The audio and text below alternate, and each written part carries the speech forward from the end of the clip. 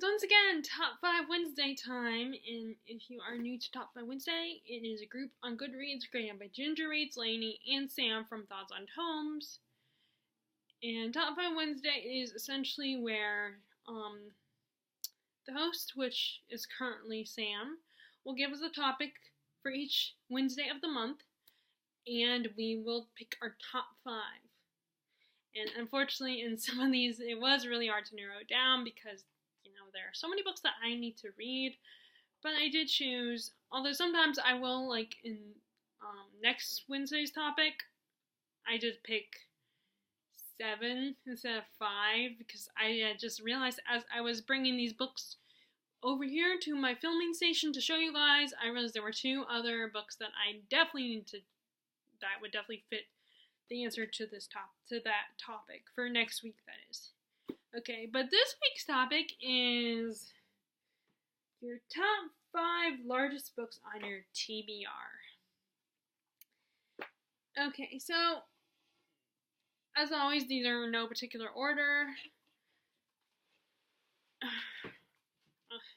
I'm not very comfortable where I'm sitting. I feel like really ridiculous, but the problem is I can't change my sitting position because I don't want this chair to hit the wall, because then it scratches at the wall, and my mom has to scrub, we have to scrub that wall, so, not part of the wall, but, and, okay, so let's see if I can grab it without knocking these books down.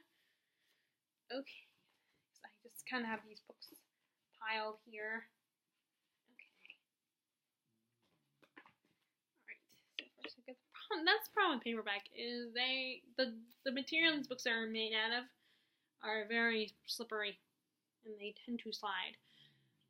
Okay, so the first book I have on my list, it's been on there for a while, a long time, even like way before I even moved here to where I currently live, and that is Alexander Dumas' The Count of Monte Cristo. I did put his other book, The Three Musketeers, over to be donated because, and no, I've not read it, but I don't think I ever will. I don't have any interest in it. I attempted it for Tome Topple once before, which that's actually what inspired this topic for Sam, is Tome Topple is coming up.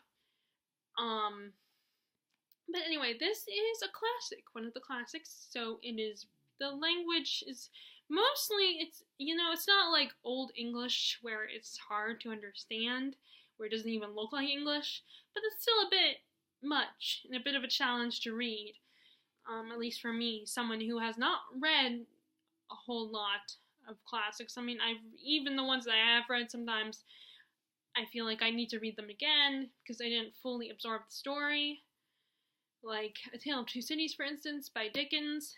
Although I do say that one is one of my favorite classics, because I've only read one other Dickens, and that is A Christmas Carol.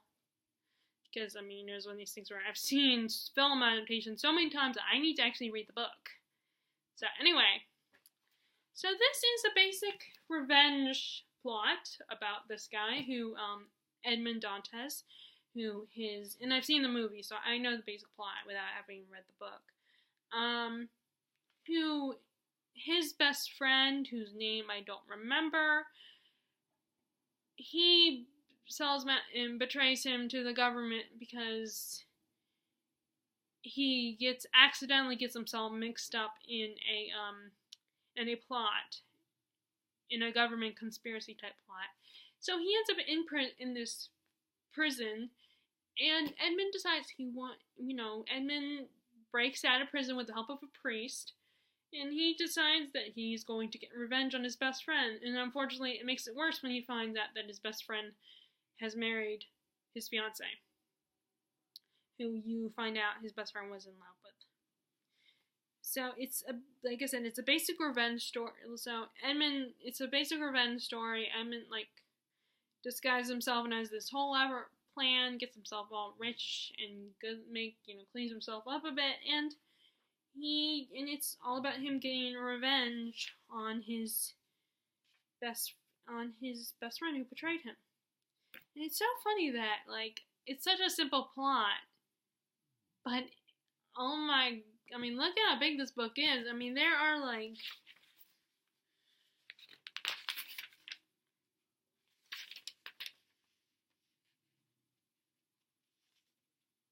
1,084 chapters, I think. Oh wait, no, that's the number of pages. There are 117 chapters. And it's such a simple plot, but it's just so funny. But then I think back then authors got paid by the word, so they wrote a lot of words so they could make a lot of money. So yes, I need to finish this one. I probably won't get this done by 2019. Before the end of the year, which is actually next week's topic is your books you want to read books you want to read before 2019, which this will not be one of them. But yes, I do want to read this, and I hear it's really good. It's a lot to read, and it's very detailed and incredibly wordy. But I still want to read it at some point. So next is one where it's a twofer. I picked two books because really it's about I just want to read this author because I started collecting this author's books because the premises sounded interesting. I got them at the Gibbons bookstore, which is my used bookstore in town. So the prices were really cheap. And that is I either want to read sometime soon either. Nice going, Wave Kings. I'll get you in a minute. You can just sit there. I either need to read Pillars of the Earth, which is basically about this guy building a cathedral and how it impacts him and his family. Or I need to read, and I think there's a little bit of a romance, although it's kind of weird, the romance that I'm thinking is the main romance, because it's like the two people only knew each other for a period of a few days, and they met once, and the guy's wife just died, and I don't know if they're the main couple or whatever, but they're so far the couple that's been introduced, and it's like you guys barely know each other, and the guy's wife just died. She seems to be all like, okay, I get that your wife died, so I don't care.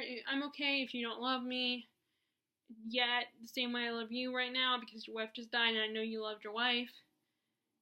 And it's a very weird situation. For him, it's more like lust at the moment. But for her, she thinks she's in love with the guy. And she's like, I saw you and I knew I loved you and I knew I wanted to be with you. And it's like, you don't, it seems more lustful on her end too, but, of course back then people would die really young, so it's weird, and maybe this is just my modern mind finding it weird, I don't know, and then the other one is Fall of Giants, which is a family saga, that's the impression I've got, and it's set in the 1900s.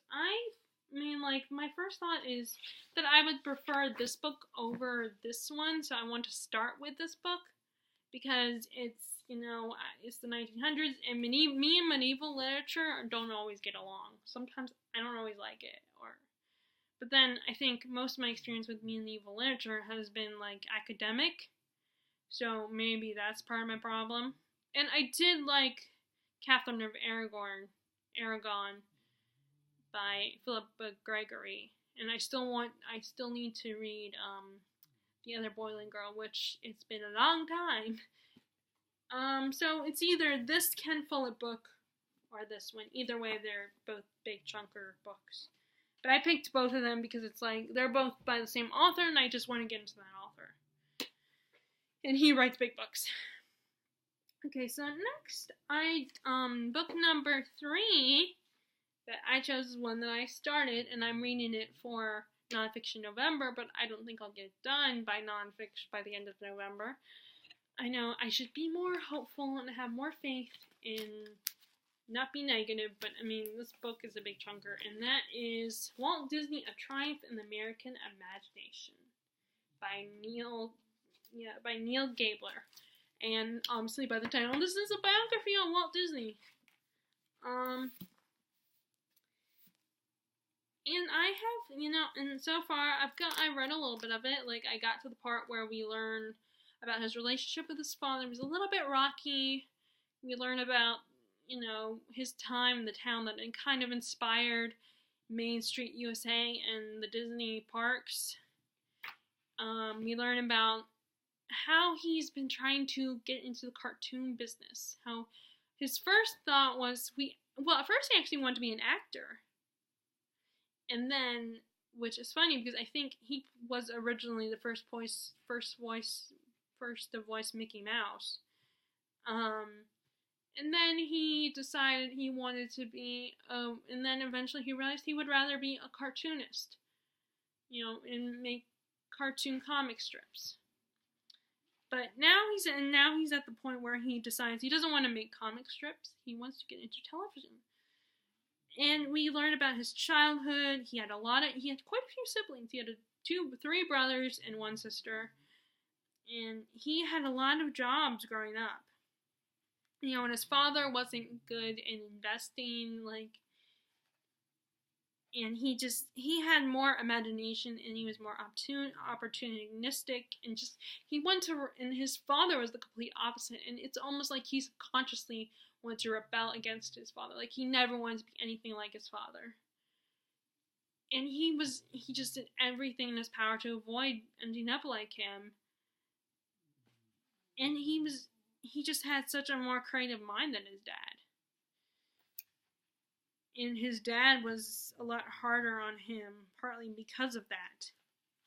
But it's very interesting, a very interesting take on an American icon, and I'm very interested in enjoying it so far. This is my first, so far I think I've only read, well, actually no, because I did read half of Amelia Earhart, A Legend in Aviation, which is a biography, and I have read the autobiography of Charlie Chaplin. So,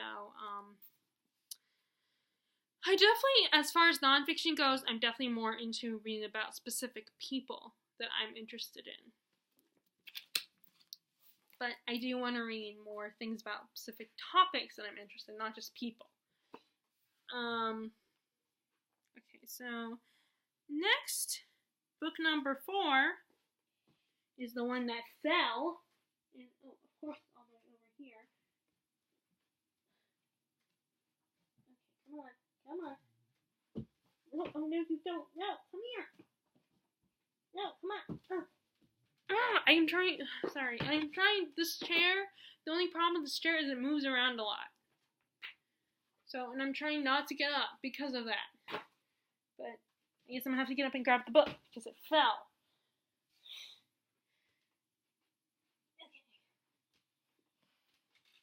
Okay. Dang it. Okay, so the next book is The Way of Kings by Brandon Sanderson. This is a more recent purchase this year. See. My dog, okay, here's a funny story with this book. So, my mom, when she ordered this book, she also ordered dog food for her dogs. And when it got delivered, I guess the people put the book in the dog food.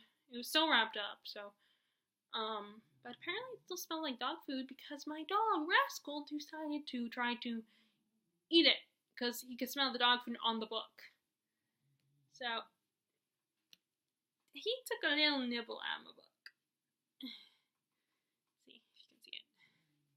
But anyway, I'm still reading his first trilogy, the Farseer trilogy. It's not Robin Hall's book, it's Brandon Sanderson's series. I'm still reading the Mistborn series. I started The Well of Ascension. And I'm almost done with it. So I gotta read. And I actually bought another one of his books, also mass market paperback, because this is easier for me to take places and it's cheaper. So where's the other one? I can't see it. I don't want to get up. But the one, I think it's the one with the color magic system. Is it Warbreaker? It might be Warbreaker.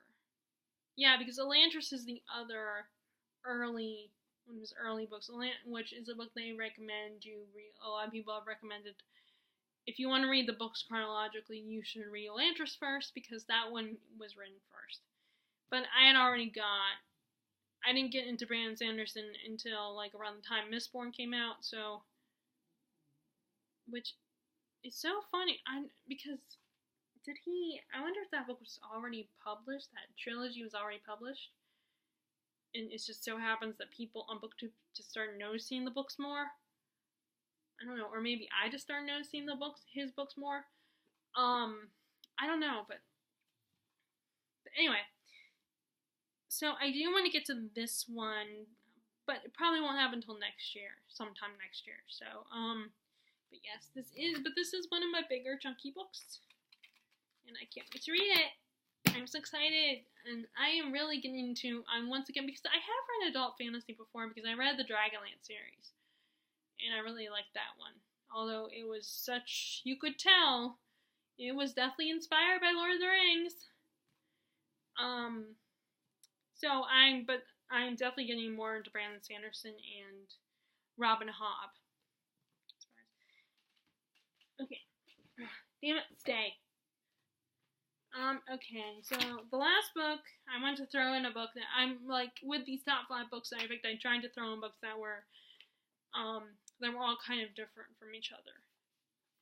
Because I think I do kind of read a wide variety, or, like, some more than a couple genres. But I do have my limits. Like, I don't like YA contemporary. I don't read erotica. I don't read romance, but I might read it. Like, there's occasionally a couple times I've read romance. But anyway. And that is The Shining by Stephen King. His books are books I feel like I need to buy them.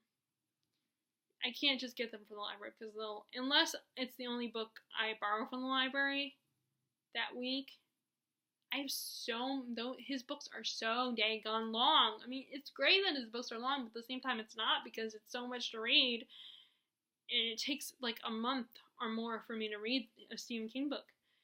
And I still have not finished my reread of the book It.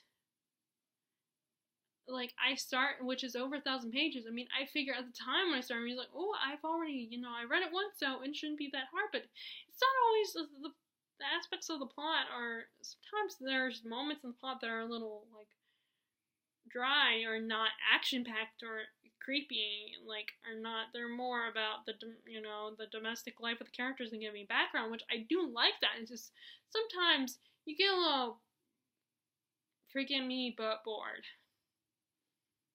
Or at least it's one that you don't want to read, like, all the time, like, the whole 24 hours of your day. But anyway, but yeah, I do want to read this one. I want to continue. As you can see, I've already been a little bit into it. Like, they've gone in the hotel. Like, this particular one is basically, if you don't know, it's about a haunted hotel that this family inherits, and how eventually, and they become the they don't inherit it, but they become the caretakers of the hotel up in the mountains, and eventually they are so isolated that and it's so isolated, and it's so haunted, and sorry, I'm getting distracted by my dog. She's stretched out, stomach up. It just looks so funny and so very unladylike. But anyway, I'm sorry, it just looks so cute. But anyway, eventually, the ghost of this hotel and the isolation of being at this hotel drives the family patriarch insane, and he ends up attacking the family. And there's this whole fact that his son, the little boy, has what is known as the Shining, where he can see spirits. And sadly, he's only 6 years old. It's very sad that he's so young and he has this burden on him. Okay, so those are my top 5 books the top 5 largest books on my TBR. What are your top 5 large books on your TBR? Please feel free to share in the comments below. And if you like this video, be sure to give it a thumbs up and click subscribe if you have not already. I really appreciate it, and I will talk to you all later. Bye!